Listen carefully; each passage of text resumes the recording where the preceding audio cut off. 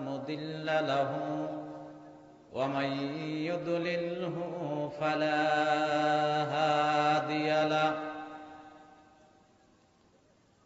ونشهد أن لا إله إلا الله وحده لا شريك له ونشهد أن سيدنا ومولانا محمدا عبده ورسوله الذي أرسله بالحق بشيرا ونذيرا وداعيا إلى الله بإذنه سراجا وقمرا منيرا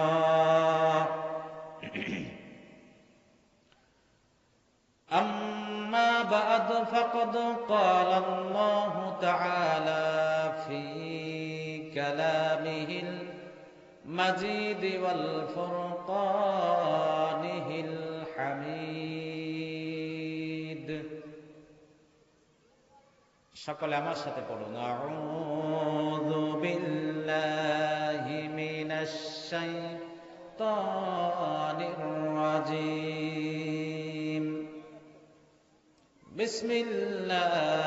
বিসমিল্লাহির রহমানির রহিম কুল্লু নাফসিন যায়িকাতুল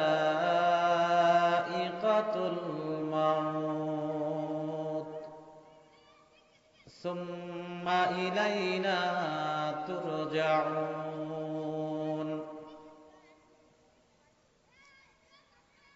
وقال النبي صلى الله عليه وسلم الكيس من دعنا نفسه ومن عامل لما بعد الموت وقال الشاعر العلام موت كاسم كل نفس شاربون قبر بيت كل نفس داخلون وقال تعالى في شان رسول الله صلى الله عليه وسلم لتعظيما وتكريما وتشريفا إن الله وملائكته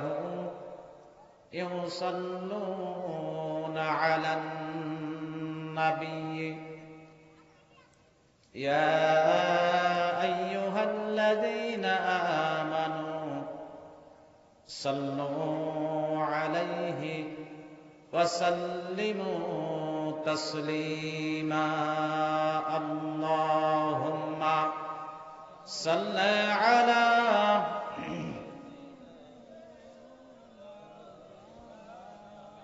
محمد وعلى آله سيدنا شافعنا محمد اللهم صل على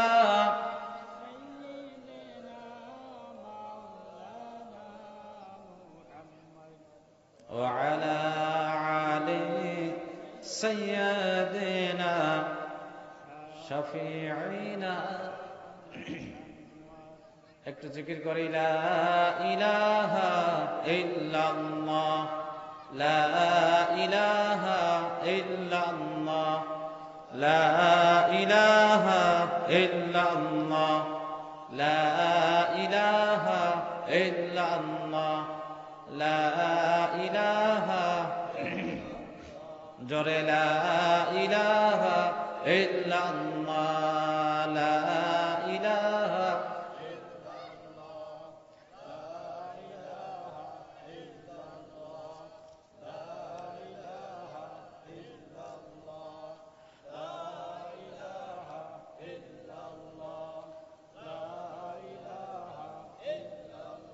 লা ইলাহা ইল্লাল্লাহ মুহাম্মাদুর রাসূলুল্লাহ সাল্লাল্লাহু আলাইহি ওয়াসাল্লাম। বাগিয়া উত্তরপাড়া গ্রামবাসীর উদ্যোগে আয়োজিত পঞ্চম বার্ষিক তাফসীরুল কোরআন মাহফিলের আজকের অধিবেশনের সম্মানিত সভাপতি বিশিষ্ট আলেমে দ্বীন হযরত মাওলানা মুহাম্মদ ওমর ফারুক মোল্লা, ইমাম ও খতিব, বাগিয়া উত্তরপাড়া জামে মসজিদ। আল্লাহ রাব্বুল আলামিন তার এক বান্দাকে হায়াতে তাইয়্যিবা, সিহাতে কুল্লিয়া দান করুক, সকলে বলি আমিন। আজকের মাহফিল যিনি পরিচালনা করতেছেন হযরত মাওলানা আমিনুল ইসলাম, আপনাদের গ্রামের সুযোগ্য সন্তান, ইমাম শালিনা বাদশাহ দাখিল মাদ্রাসা জামে মসজিদ, আমার অত্যন্ত কাছের এবং স্নেহের। আল্লাহ রাব্বুল আলামিন তার এই বান্দাকে ইসলামের জন্য, কোরআনের জন্য, দ্বীনের জন্য কবুল করুক, বলি আমিন।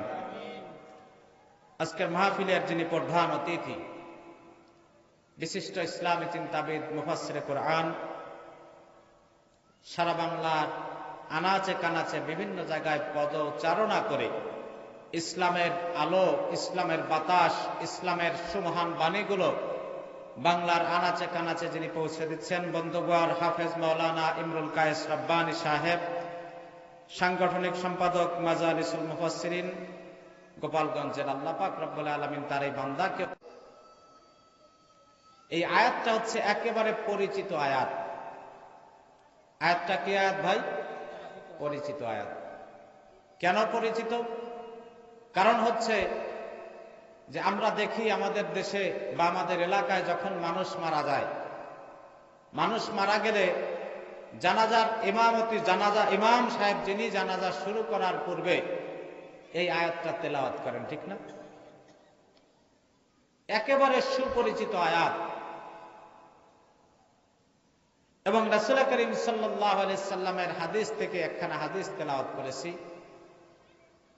আমাকে আগেই বলা হয়েছে পরকালীন জিন্দেগি সম্পর্কে আলোচনা করার। এ কারণে চিন্তা করলাম যে মানুষ যারা, মানুষের জন্য কাল হচ্ছে দুইটা। কয়টা?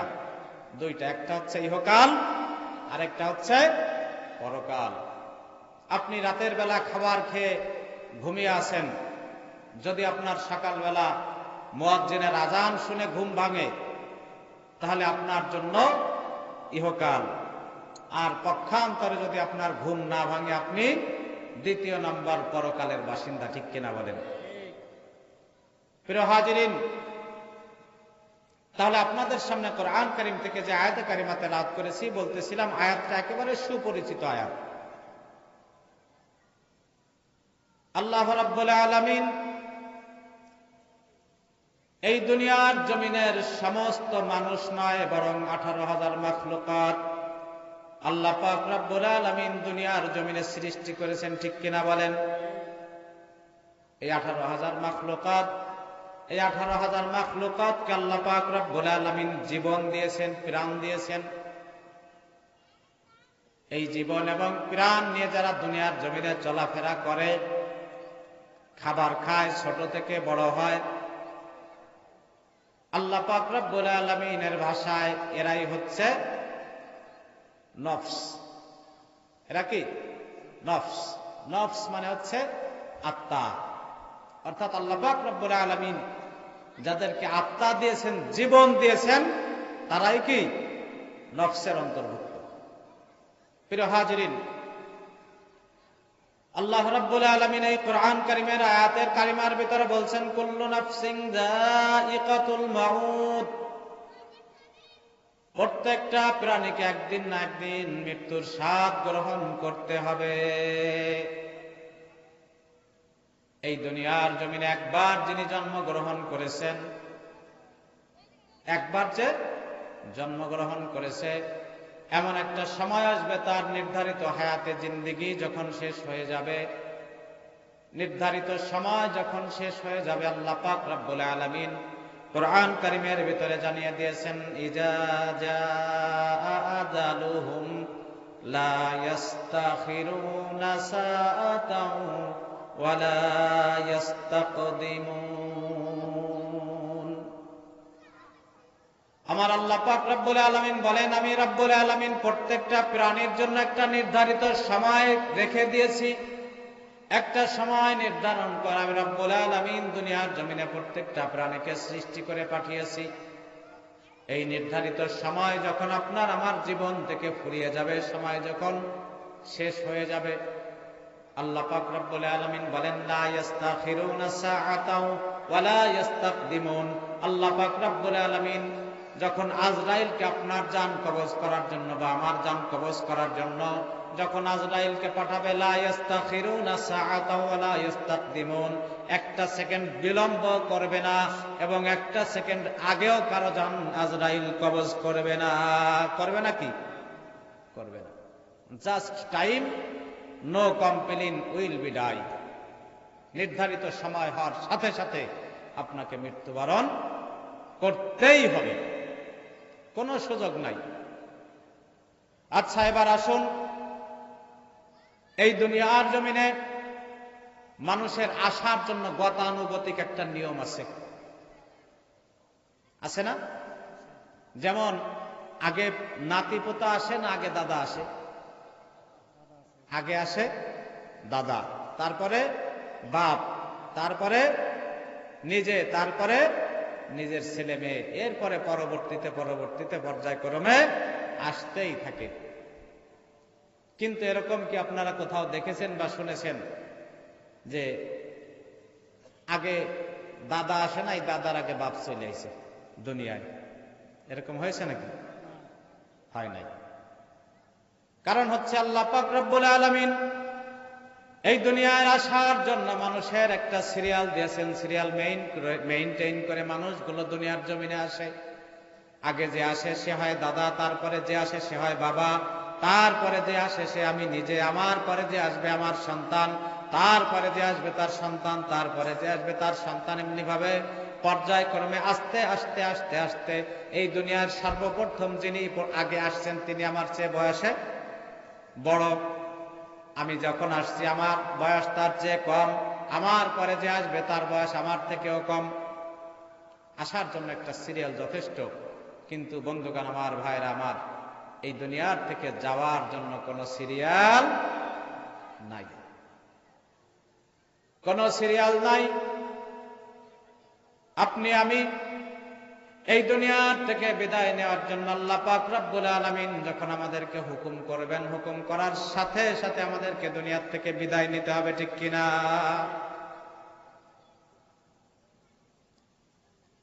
বন্ধুগণ আমার, ভাইরা আমার, আমাদের এখান থেকে মুকসুদপুর বাজার কত কিলোমিটার? 7 কিলো। মুকসুদপুর বাজার এখান থেকে 7 কিলোমিটার পথ। আপনি দুনিয়ার জমিনে সুন্দর একটা বাড়ি করবেন, একটা বিল্ডিং করবেন। বিল্ডিং করার জন্য সর্বপ্রথম চলে গেছেন ইটের ভাটায়।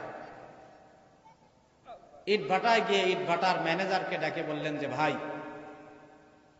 আমি সুন্দর একটা বিল্ডিং করার মনস্থির করেছি, আমি নিয়ত করেছি একটা বিল্ডিং করব, তো তোমার এই ইটের ভাটার ভিতরে 1 নম্বর সর্বশ্রেষ্ঠ যে ইটগুলো আছে সেই ইটগুলো আমাকে দিবা। ইটের ভাটার থেকে 1 নম্বর ইটগুলো বেছে নিয়ে আসলেন। চলে গেলেন মুকসুদপুর বাজারে রড কেনার জন্য, সিমেন্ট কেনার জন্য, বালু কেনার জন্য। মুকসুদপুর বাজারে গিয়ে রডের দোকানদারকে বললেন যে, ভাই, এমন রড আমাকে দিবা যেই রডের সহজে জং না ধরে, সহজে মরিচা না লাগে। সিমেন্টের দোকানে গেলেন, সিমেন্টের দোকানদারকে ডাক দিয়া বললেন, ও ভাই, এমন সুন্দর সিমেন্ট আমাকে দিবা যে সিমেন্টে সহজে নোনা না ধরে। সিমেন্টটা দিয়ে বিল্ডিং যদি আমি তৈরি করি, আমি যদি আমার ঘর তৈরি করি, যেন মজবুত হয়, দৃঢ় হয়, শক্ত হয়। বালুর দোকানদারকে গিয়ে বললেন, কুষ্টিয়ার 1 নম্বর বালু আমাকে দিবা। এবার বলেন, আপনি ইট কিনলেন, সিমেন্ট কিনলেন, রড কিনলেন, বালু কিনলেন, এরপরে মিস্ত্রি লাগাইয়া মিস্ত্রিকে ডাক দিয়া বললেন, মিস্ত্রি ভাই, অনেক কষ্ট করে টাকা পয়সা জোগাড় করে এই সুন্দর আয়োজন আমি করেছি। আমি দুনিয়ার জীবনে যাতে এই বিল্ডিং এর ভিতরে এমন সুন্দরভাবে বসবাস করতে পারি যেন চোর ডাকাত আমার বিল্ডিং এর ভিতরে সহজে ঢুকতে না পারে, সেই জন্য মজবুত করে শক্ত করে আমাকে বিল্ডিং তৈরি করে দাও। মিস্ত্রি বলে ফেললো, ভাই আপনার জন্য এমন সুন্দরভাবে বিল্ডিং বানাবো যে 50 বছর নয় 100 বছরের ভিতরে আপনার বিল্ডিং এর কোনো ক্ষয়ক্ষতি হবে না। কত বছর? 100 বছরের গ্যারান্টি দিয়ে দিল। আপনার এই বিল্ডিং এর গ্যারান্টি আছে কত বছর? 100 বছর গ্যারান্টি আছে। কিন্তু আপনার আমার হায়াতে জিন্দেগির কি একটা সেকেন্ডের গ্যারান্টি আছে নাকি? আছে? বিল্ডিং এর ভিতরে আপনি বসবাস করতে পারবেন এমন কোন গ্যারান্টি আপনার আমার জীবনের নাই। সুতরাং আপনাকে আমাকে সদা সর্বদা মৃত্যুর জন্য প্রস্তুত হওয়ার দরকার আছে না নাই? বন্ধুগণ আমার, বাইরে আমার, এই দুনিয়ার জমিনে একজন মানুষ যখন জীবিত থাকে তার গায়ে সুন্দর পোশাক, মাথায় সুন্দর টুপি থাকে, টুপি না থাকলেও গায়ে সুন্দর পোশাক আশাক পরা থাকে, পকেটের ভিতরে টাকা থাকে, দুনিয়ার অঢেল সম্পদের চাবি তার কাছে থাকে, থাকে কিনা? কিন্তু এই লোকটা যখন দুনিয়ার থেকে বিদায় নিয়ে চলে যায়, পরকালীন জীবনের যখন তার প্রথম ধাপ শুরু হয়, প্রথম ধাপের নাম হচ্ছে মৃত্যু। প্রথম ধাপের নাম কি? মৃত্যু। এই মৃত্যু যখন তার জীবনে চলে আসে, মৃত্যু চলে আসার সাথে সাথে, মারা যাওয়ার সাথে সাথে কি করবে? আপনার গায়ের সমস্ত কাপড়, দামি কাপড়গুলো খুলে ফেলবে, পকেটের থেকে, হাতের থেকে, মাজার থেকে চাবি নিয়ে যাবে। কারা নেবে? আপনার সন্তানরা।